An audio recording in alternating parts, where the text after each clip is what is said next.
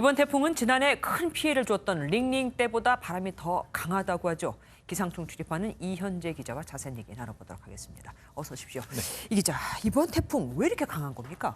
그건 태풍이 지금까지 지나온 경로가 굉장히 따뜻한 바다를 지나왔기 때문입니다. 네네. 바비는 대만 인근 해상에서부터 일본 오키나와 근처 바다를 지나왔습니다. 그 지역 바다 온도가 평년보다 1도에서 2도 정도 높은 30도 안팎이거든요. 많은 양의 수증기를 태풍에 공급해 힘을 실어주기 안성맞춤인 환경입니다. 네. 그리고 제주도 쪽 바다도 지금 굉장히 좀 따뜻합니다.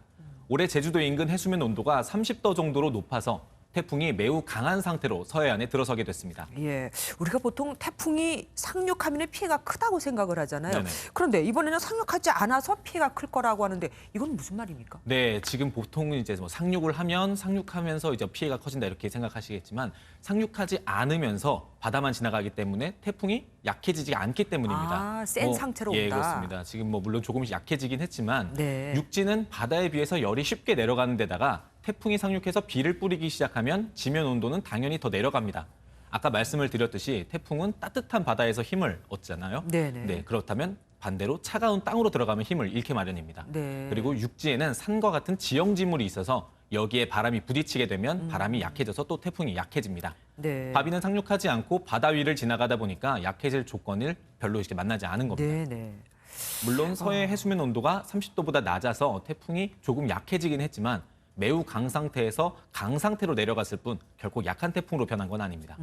그리고 태풍이 우리나라 그 서쪽을 지나가는 것도 또 문제라고 하더라고요. 네, 그렇습니다. 태풍이 서해안을 통과하면서 우리나라가 태풍 위험 반원에 들어갔습니다. 네. 위험 반원은 태풍의 진행 방향이 바람의 방향과 같아서 더 강한 바람이 부는 그런 위험 구역을 말합니다. 네네. 지구의 자전 때문에 한반도가 속한 북반구에서는 태풍이 북동쪽으로 전진을 합니다. 네. 남반구는 반대 방향이고요. 네네. 그리고 우리나라로 오는 태풍은 중국에서 오는 편서풍을 맞습니다. 서쪽 방향은요. 네. 태풍 서쪽은 그래서 불어오는 바람 때문에 바람이 좀 상쇄가 되는데 동쪽에는 그런 조건이 없습니다. 네.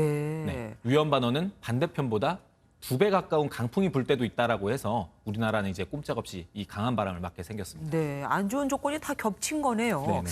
태풍이 느리게 이동하고 있다. 우리는 지금 뭐 속도가 빠른 걸 걱정하고 있는데 태풍 자체가 이동하는 속도가 느리다. 이래서 또 걱정이 되고 있더라고요. 네, 그렇습니다. 지금 뭐 이제 풍속이나 이런 게 빠른 것들이 피해를 주로 주기 때문에 위험한데 속도가 느린 것도 위험합니다. 네. 바비는 현재 시속 30km 정도로 이동을 하고 있습니다. 지난 10일에 우리나라에 왔던 제5호 태풍 장미가 최대 시속 59km까지 기록했던 것을 감안하면 네. 좀 다소 느린 속도입니다. 네. 20km로 이동하다가 서해로 들어오면서 속도가 조금 올랐지만 북한으로 상륙하기 전까지는 이동 속도가 그렇게 많이 빨라지지는 않을 전망입니다. 네. 결국 강한 바람을 오래 맞아야 하니까 피해가 그렇죠. 더 커질 우려가 있습니다. 뭐 그렇다 하더라도 어쨌든 뭐 가장 심각하게 피해를 입을 때도 있지 않겠습니까? 네. 그 시간은 언제로 보십니까? 지금 앞서 이제 리포트나 중계에서 보셨듯이 이제 수도권에 지금 바비는 현재 지금 전남 서해안 쪽을 지나가고 있습니다. 그래서 전남 그리고 뭐 충청 지역 등에는 태풍특보가 내려져 있었다는 내용도 앞에 소개가 됐었는데요. 네네. 이제 비바람 피해가 예상이 되는데 기상청 예보 한번 들어보시죠. 서해 도서 지역은 27일 낮까지 최대 순간 풍속이 초속 40에서 60m의 피해가 날 수 있는 강한 바람이 불겠습니다. 네, 앞서 말씀드렸듯이 이제 내일 오전 4시에서 5시 정도면 수도권에 가장 가까워질 전망인데요. 네. 그 시간에서 한두 시간만 더 지나면 출근 시간이죠. 그러네요. 이때도 태풍이 강한 상태로 수도권에 영향을 미치기 때문에 시민들께서 느끼시는 체감 피해는 더 클 것으로 보입니다. 그러니까 오늘 밤부터 내일 오전까지 매우 주의해야 한다. 네, 그렇습니다. 이번 태풍 피해가 과거 때보다 더 클까요? 사실 그럴 거를 바라지는 못하겠죠. 아유, 그런 걸 물론이죠. 바라지는 않지만 네. 바비의 이제 그 바람 자체가 워낙 강하다가 보니까 그럴 가능성도 있습니다. 네. 오늘 오후에는 바비의 순간 최대 풍속이 초속 45m까지 올랐는데요. 아유, 초속 40m가 넘으면 기차가 탈선할 수 있고 네. 초속 44m에 육박하면 사람이나 커다란 돌이 날아갈 수도 있습니다.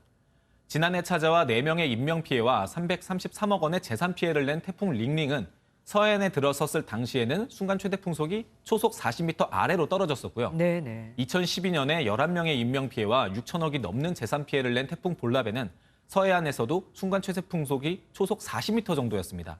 그런데 말씀드렸듯이 지금 바비는 40m가 넘잖아요. 네네. 두 태풍보다 강도가 더 강하다 보니까 더 큰 피해가 올 가능성도 이제 배제할 수는 없습니다.